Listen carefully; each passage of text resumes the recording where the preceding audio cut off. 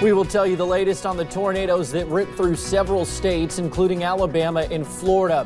We will have the scoop on Operation March Madness, but no, it does not have anything to do with basketball. We'll tell you the details. And a man is missing in eastern Kentucky. His family and troopers are searching, but they may need your help. Dedicated to eastern and southern Kentucky, this is WYMT Mountain News This Morning.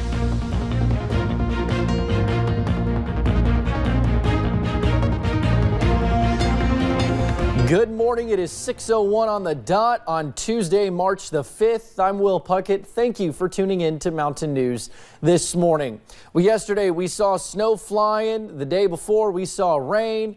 The day before that, I can't remember. But today, we should see pretty much nothing until we get into the late night hours for the eastern counties. But let's focus on the now. Let's bring in Brandon, and he'll give you a better breakdown of what to expect as you head out to work or to take your kid to school. Brandon, good morning. Good morning, William. It's cold outside. That's one thing that you're going to notice as soon as you hit the roads this morning. Some black ice possible in spots, so be careful of that. Let's take a look at the cameras, starting with US 119 up on top of Whitesburg Pine Mountain there this morning. Looks like a lot of moisture on the road, but that's basically salt from yesterday. Again, there could be some spots, so be careful of that. Temperature is the big story this morning once again. 10 right now in Moorhead, 9 Lexington.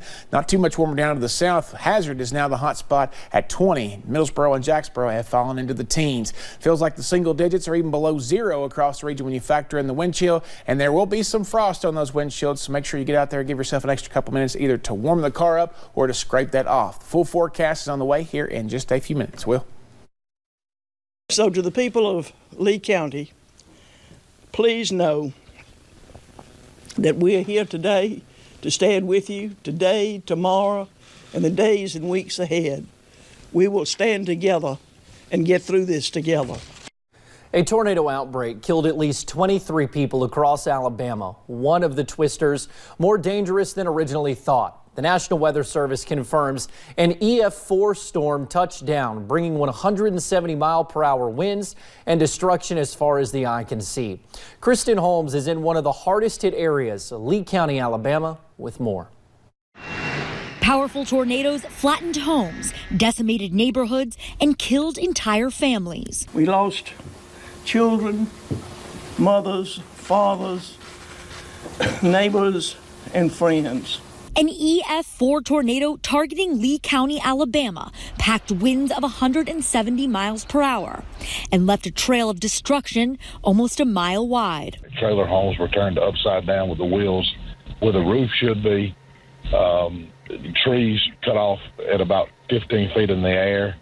Unbelievable devastation. Among those killed is Taylor Thornton, a fourth grader described as an extremely happy child, and the youngest victim, Armando Hernandez. The 6-year-old known as AJ was loved by everyone. For days, forecasters predicted possible high tornado activity. I had heard there was thunderstorms coming and possible tornadoes, but I didn't know the extent of it. He had just enough time to dive to the couch, which the couch is about a foot away from the screen door, and he just held onto the couch for dear life. Now a desperate search in hopes of finding survivors. But crews warn with a storm this massive, the death toll is likely to rise. Each of us mourns the loss of life of our fellow Alabamians. In Lee County, Alabama, I'm Kristen Holmes. Meanwhile, there are just over 2 weeks before winter ends. It appears the coldest season plans to go out with a bang as snow and low temperatures blanket much of the United States. More than 80 million people under winter weather alerts this week from Colorado to Maine. In New Jersey, a man risked his life Monday by jumping into the frigid Passaic River to save a woman whose vehicle went over a guardrail. She screamed that she couldn't swim, and she wasn't lying. When the car went under, so did she, and nobody else was jumping in, so somebody had. Both are expected to be all right. The National Weather Service says the next Pacific storm is expected to bring heavy rain and could cause flash flooding in parts of California today and tomorrow. Well, the National Weather Service survey team confirms a tornado caused the extensive damage in the Baum Road area of eastern Leon County Sunday evening. This is a look at the damage in Tallahassee. This is down in Florida.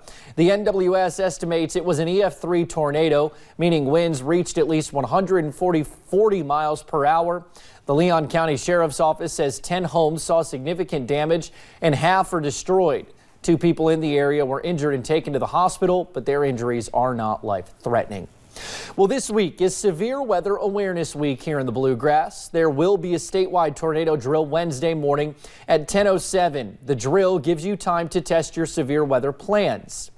Well, we are now following a developing story this morning out of Whitley County, where officials there are monitoring the potential for the failure of a dam there.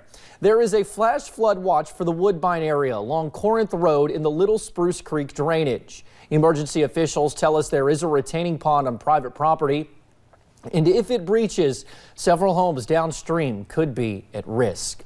Well, the National Guard is in Leslie County, helping those still cut off by floodwaters. Yesterday, they put boots on the ground and a boat in the water and set out to help people in Confluence get food, water, and medical help if necessary. I bring you more. As animals roll around in the floodwaters, the men and women of the National Guard go to work. Oh, this is what we're here for. Equipped with a big green boat, members of the Guard are out on the water assisting a community stranded by floodwaters. We're here to assist the emergency management team. Confluence has now been blocked off by floodwaters for more than a week, making boat travel the only way in and out. Removing people with medical conditions, supplying medicine to those people, and delivering food for the people that can't get out. Both sides are thankful for the work. The National Guard because they're doing what they love. This is what we signed up to do, and we love doing this stuff. And the people they're helping appreciate the work the men and women in uniform are doing to bring some sort of normalcy to a life turned upside down. We get thanked constantly for coming down and doing what we can to help the community. And those who live here hope the water continues to drop so their lives can return to normal. Now, the Guard is set up about a half a mile closer than they were over the weekend, a sign that the water levels continue to drop by the day. Well, it is being called Operation March Madness, but it has absolutely nothing to do with basketball. Monday morning, officials with the Laurel County Sheriff's Office arrested 20 people after a nearly 3-month-long investigation. Deputies say they still have warrants out for 12 more people involved in the investigation. They were not able to arrest Monday. A majority of the arrests come from undercover purchases by detectives and DEA agents. Most of the men and women now being held in the Laurel County Detention Center are charged with crimes primarily surrounding one drug. You can go 2 counties away and heroin's the problem, but in Laurel County our problem is meth and Suboxone and pills and meth primarily. 5 of the people arrested are facing federal crimes for conspiracy to distribute meth. Officials at the Sheriff's Office say these undercover drug investigations continue year-round. Well, troopers are looking for a missing Floyd County man, and his family may need your help to find him. Jordan Tackett is 26 years old, has dark brown hair and brown eyes, and is around 5 foot 10 inches tall. Tackett was last seen in the Cow Creek area on February 20th. Family members say his golden heart has a golden heart, and giving personality could have placed him in this situation. And he tries to make friends with everybody, and I think a lot of people takes advantage of him. If you have any information on where Jordan Tackett might be, you are asked to call Kentucky State Police Post 9 and leave an anonymous tip at 606-433-7711. Well, Painesville police arrested a man Thursday on arson and wanton endangerment charges. Firefighters responded to a fire at a home on Pine Street. Police say Michael Eldridge admitted to police that he burned trash near the home, but he did not mean to catch the home on fire. We are told several people lived in apartments and a home nearby. Police say if the fire had spread uncontrolled, it could have hurt or killed those people. Well, we have a traffic alert to pass along to you this morning. Kentucky 705 in Morgan County is closed due to a break in the pavement. Officials say the break is at mile point 5.5 near Grassy Creek. They say it is closed indefinitely, and they say they are not sure when repairs will be finished.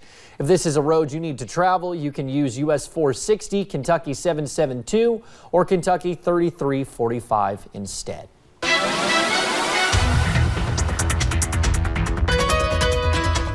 Cold start to this Tuesday and not a whole lot of warmth to be had today. Let's take a look at the temperatures as we head through the first part of your day. We're seeing 10 in Moorhead, 20 in Hazard, and Hazard is the hot spot this morning. I think we'll drop into the teens there before too long. Single digits up into central Kentucky. Feels like close to 0 or below 0, factoring in the wind chill this morning. Monticello out there below 0 this morning at 1 below. So max warming needed on the coffee meter for sure. And as you plan out your day, you're going to see temperatures slowly climb until we get later into the morning. Of course, some frost and some black ice possible this morning, so just be careful as you hit the roads. Will? All righty, Brandon, thank you. And thank you for joining us right here on Mountain News this morning. More news is on your way. We will tell you about a 5-year-old girl who has a passion for police officers as she lifts spirits during a tough time. And we take you to a story about an Eastern Kentucky barbershop changing lives, and we will show you how they're doing it.